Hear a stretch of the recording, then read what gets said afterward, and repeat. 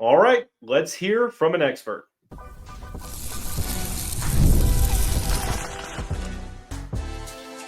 You are Locked On Louisville, your daily podcast on the Louisville Cardinals. Part of the Locked On Podcast Network, your team every day. Card Nation, what's going on, everyone? Welcome into this Monday evening edition of the Locked On Louisville podcast. I'm your host, Dalton Pence. This is my fifth year covering the University of Louisville, third year hosting this show, and I want to take the time to personally thank you all for making us your first listen of the day. Just a reminder, Locked On Louisville, free and available on all streaming services 5 days a week. Your team every day. Today's episode of the show is brought to you by FanDuel. Right now, new customers can get $150 in bonus bets when your first $5 bet wins. All you have to do, visit FanDuel.com to get started. I recently conducted an interview with On3's national college basketball reporter, Joe Tipton. He was able to give me some updates for the Louisville men's basketball 2026 recruiting efforts. So we will play some of those clips and react to what he has to say regarding Tyran Stokes, Taylen, Kinney, the Cardinals pursuing multiple 5-stars, Adidas's help, and much more. At the conclusion of the show, we will discuss the newest football commitment. The Cardinals getting another Sunshine State standout.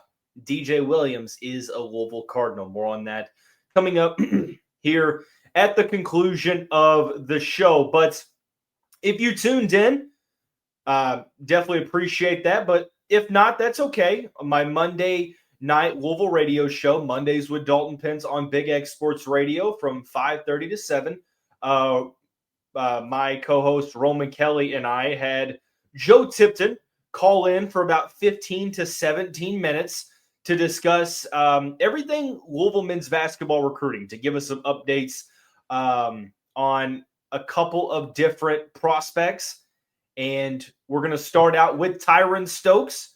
And then in the next segment, we will talk about some of the other players Louisville's going after and much more. So I was able to cut up some clips of that recording, and we will get to listen to it in live time. So I will play that recording, and then we'll react to it for the first couple of segments. So let's see if we can't go ahead and get this going. They're mentioned by, I was telling Rome, I think like upwards of like 8 total 5-stars. But of course, the main one, if you're a Louisville fan, is the guy that is from your backyard. It is the number one prospect in the class. That man is Tyran Stokes. Joe, what can you kind of tell us about, where Tyran is in his recruiting process and, where Louisville kind of stands in this regard? Yeah, Tyran, a lot of these players have really kind of taken their time with their recruitment due to the transfer portal, and Tyran still might wait a while before he makes a decision. His timeline is pretty unclear right now, but he's taken quite a few visits. Obviously, he visited Louisville last year as a junior last fall, and then recently visited UK and Kansas, and a couple other schools are still trying, namely Arkansas. But if I had to say, we're still probably, it really just depends. We could see him make a decision by the early signing period in November, but this is the type of player that might just wait to see how these rosters are shaking out. But in regards to where Louisville stands in this recruitment, I've had plenty of people tell me they really like where Louisville is at. I've also had plenty of people have said the same thing about Kentucky. And then even people with inside the Kansas program feel pretty good. So it seems like he is leaving a good impression wherever he goes to visit. It's going to be a drag-it-out battle for who lands the nation's top recruit. But obviously Tyran has said even recently in interviews I was reading the other day, he's proud to be from Louisville. It means something to him, and obviously the Cards have a pretty good shot at him. Heck yeah. And I'm interested to hear your take on this, because I think a good amount of Louisville fans out there that I've talked to think that, this very well could come down to Louisville, Kansas being an Adidas battle. How much do you think that him being an Adidas guy plays into this recruitment? Because like you said, Kentucky is definitely involved, and then I wouldn't count out North Carolina either. Yeah, it's hard to say, right? Because you got some players that have had Adidas ties in the past. You've had some players that have had Nike ties in the past, and it really just depends on a lot. At least in my experience, we've even seen with Mikael Brown, obviously being an Adidas guy, obviously opting to choose Louisville. Darren Peterson, another guy, top-ranked recruit going to Kansas, an Adidas guy. I think with Tyran, he's less so worried about, the actual, the sponsorship association with the program and just the best overall fit for him, just because he is projected to be, the number one overall draft pick, and I guess roughly a year from now. So I think he's, looking to be just one and done and try to make the best decision for him.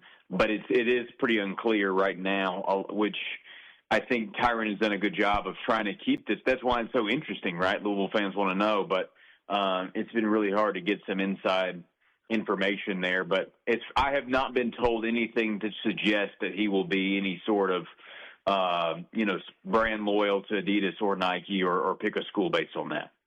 So that's going to be a little bit of what Joe ended up saying about Tyran. He had some more comments later on, but it was a lot of just repeating what he said, that Tyran Stokes is kind of that number one guy on the board. And ultimately, what he said isn't really going to be too much of a surprise. It's sort of that same group of teams, Kansas, Kentucky, Louisville. He mentioned in an article that he grew up a North Carolina fan. Joe mentioned Arkansas. One thing that I don't really like, but I understand, is the timeline aspect of this. Like, I could definitely understand why Tyran Stokes would wait until the late spring, or maybe not the late spring, but heading into the spring, because teams are going to keep him a priority. Like, you're not going to say, hey, look, you have to commit now or we're going to give your spot up. You don't do that to the number one overall player in the class, especially if you're Louisville. So I know that we will probably, this won't be the last time that we talk about Tyran Stokes. I've kind of gone from the Cardinals needing to be seriously involved up until the very end to, like, Louisville, they just need to land this guy, because it'd be different if he was just the number one player and Louisville was really involved, but maybe the asking price was a little too high up there. The Cardinals have done a very good job of just sticking with their valuations. When they draw a line in the sand, they don't really like to go over that number. But if there is a player that you just hand a blank check to, in my opinion, it's got to be Tyran Stokes. Because when this is the first time this has happened in my lifetime, but when's the last time that the number one player in the class is from your backyard?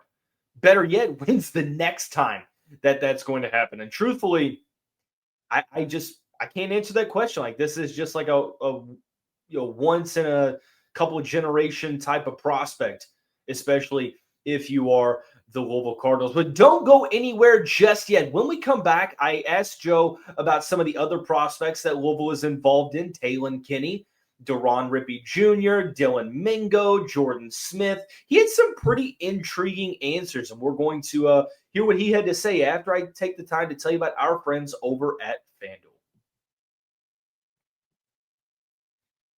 Today's episode of the show is brought to you by FanDuel. Some might think it's the dog days of sports. Well, summer sports would disagree. They're in the full swing of things, whether it's baseball underneath the lights, golf on the green, or high-stakes soccer action. FanDuel is the best way to make every game even more exciting. You're already following the action. Why not make it a little bit more thrilling with FanDuel, where you can get in on the game while your friends are getting sunburnt on the beach? For me, I'm a huge soccer fan. I grew up playing soccer. I love it. I love to watch it.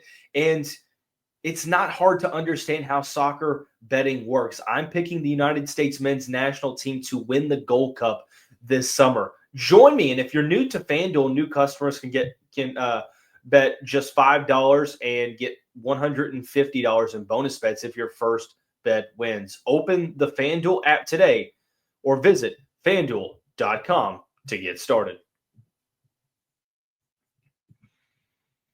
Card Nation, thanks again for making Locked On Louisville your first listen of the day. Even though usually 5 days a week, this month of June has been an off-season month, so it has been 3 episodes a week for 12 per month. In July, we're going to get back to somewhat of a normal state where there's going to be 17 total episodes. So not the full 19 workload, but more than 12. So a lot of football prep coming up in the month of July, so stay tuned. But for at least this segment, we're going to continue down the conversation with On3's National College Basketball reporter Joe Tipton, asking him everything about the current state of Louisville men's basketball recruiting, some updates on their top, their top prospects and priorities. And this is part 2 of what Joe Tipton had to say. Of course, and I think that this is a class that, I kind of look at this as Pat Kelsey's first full class because he has over a year to recruit these guys. And by all means, looks like Louisville is trying to bring in multiple elite-level guys, especially at that guard position. And there are multiple names that have been linked to Louisville over and over and over again. Of course, Taylen Kinney. You've got Jordan Smith. Now it seems like the Cardinals are trying to really put the full court press on guys like Dylan Mingo and potentially Deron Rippey Jr. Of all these guys out there, Joe, that the Cardinals have been linked to, is there someone that really stands out to you that you're thinking, you know what, I could see this guy at Louisville over maybe the rest? Two that you actually mentioned, and both are big-time priorities. They're both point guards, obviously Tay Kinney from Newport, Kentucky, and then Deron Rippey Jr. They had Deron on an official visit last year at some point, and he's really blossomed into a really good player this summer. Louisville was on him early, which I think helps because now he's got, I think in the past 10 days or so, he's gotten Kentucky and Duke. UNC offered him just a couple months ago. So Louisville is a big fan of him.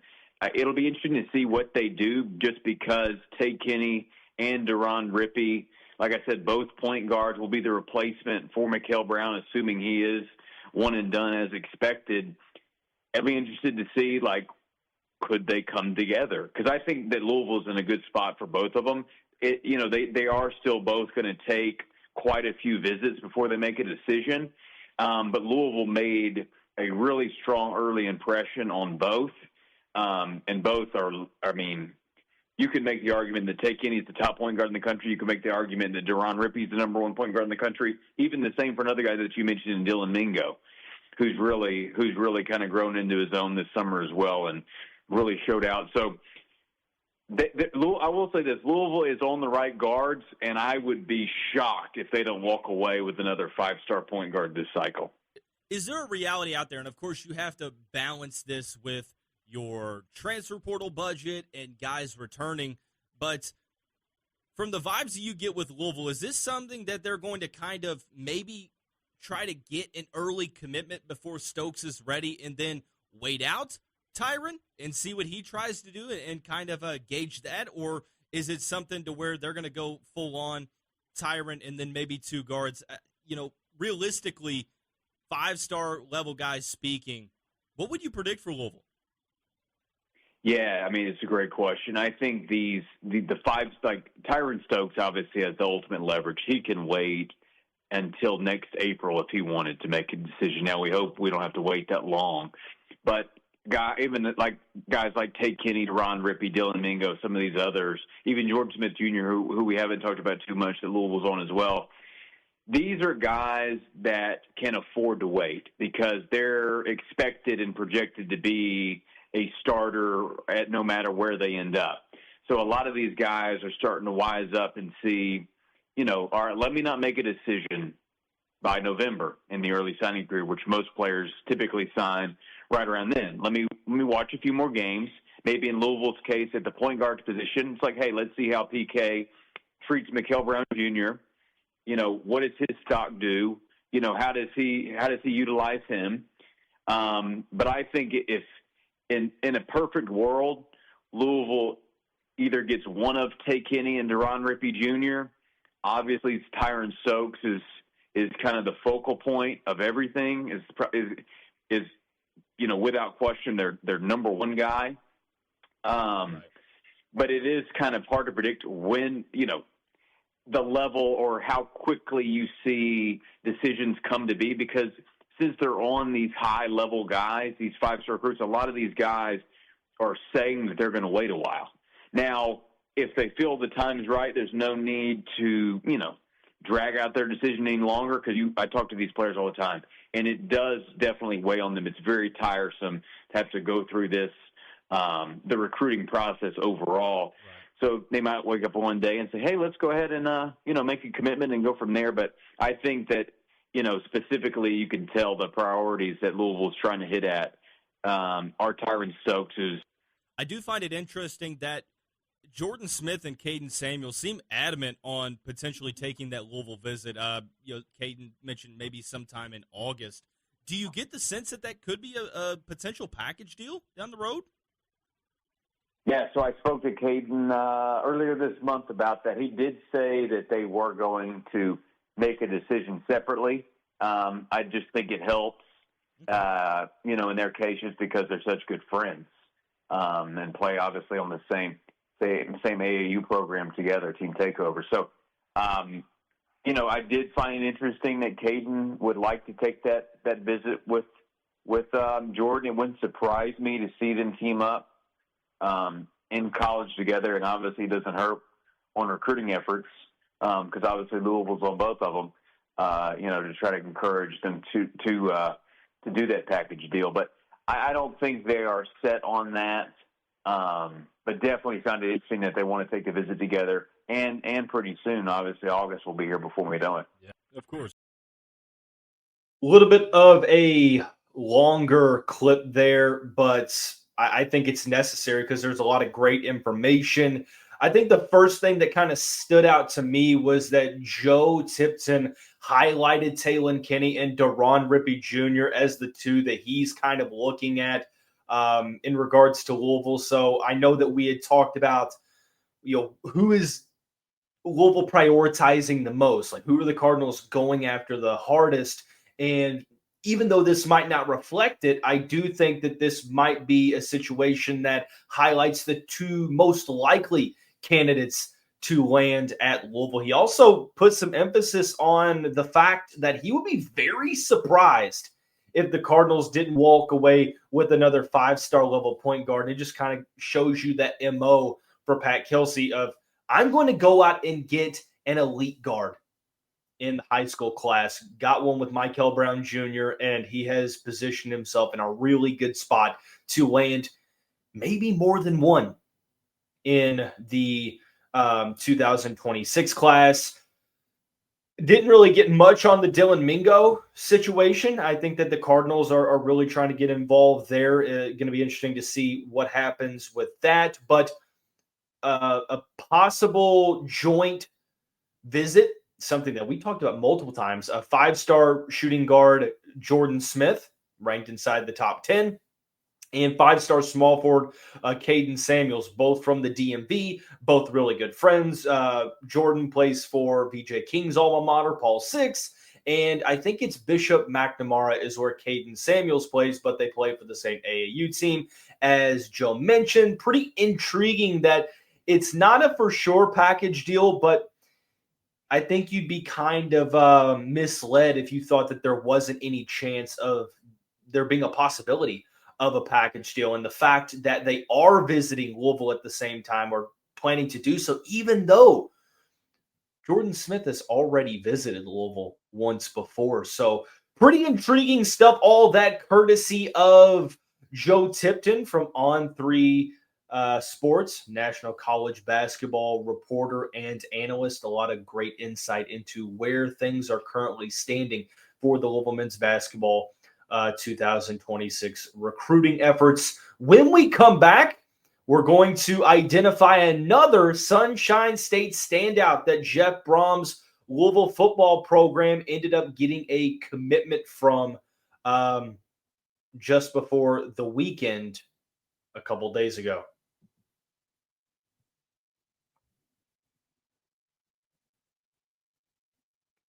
Card Nation, do want to give you a heads up. There will be 2 episodes left this week as we conclude the month of June. 17 episodes in July, so it's going to be very, very, very similar to an in-season month. We're going to do some football preview stuff, a lot of football preview. I have 2 options for you all to choose from. We can either discuss position previews in a 10-part episode series, breaking down each position, or we can rank the top 15 players in a 5-part series. Let me know what you all would like to discuss first in the YouTube comments below. But we talked about last week about how Jarvis Strickland, the recent Kentucky decommitment, could be Vince Marlow's first signature victory in this position at Louisville, but it's not his first technical commitment. DJ Williams ended up committing to Louisville right as I had finished recording the last episode. The 6'2" athlete from Tampa, Florida, plays at Carrollwood Day High School. 6'2", 170 pounds. Elite two-way level player. According to the 24/7 Sports Composite, he's ranked just outside of the top 500, number 572, 40th best athlete and 82nd best player in the state of Florida. The Cardinals, tale as old as time, they're going to the Sunshine State to help bring in some more talent. And in this class currently committed, you've got Jaden Broadnax from Boca Raton. You have of course, DJ Williams and John Adams from Chiefland, Florida. So 3 of the 19 commitments are from the state of Florida. And with DJ Williams, really intriguing prospect here, has a lot of high offers. Now, the Cardinals ended up winning his commitment over teams like Missouri, Ole Miss, Rutgers, but that doesn't stop the elite level offers that he has picked up outside of that. Florida State, Miami, Michigan, North Carolina, Oklahoma, Penn State, SMU, Texas A&M, and that list continues. So he has a good amount of offers. He ended up visiting Louisville officially at the end of May, took some more visits throughout the month of June, and ended up committing to the Cardinals program. I mentioned that he is a two-way star. The Cardinals recruited him to be a wide receiver, where last year he had 39 catches, 873 yards, and 5 touchdowns.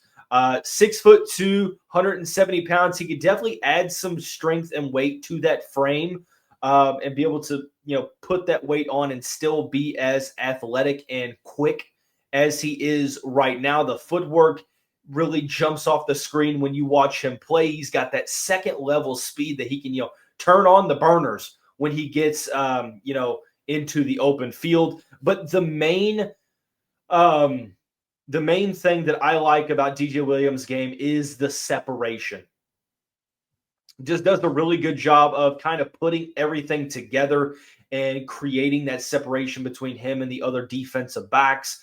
He does a really good job of transitioning upfield. So if he's facing the quarterback and he catches a pass, he is almost seamless in terms of turning around and accelerating to get to that top level speed. And that's such an underrated aspect of being a wide receiver, in my opinion, is having a guy that can, transition upfield, catch a pass, pivot, turn, and boom, he's off to the races. And there aren't really many concerns about his game that I watch. Solid job of high pointing the football, athleticism. Listed at 6'2", looks like he's got a larger wingspan. I would like to see, what the measurables look like there.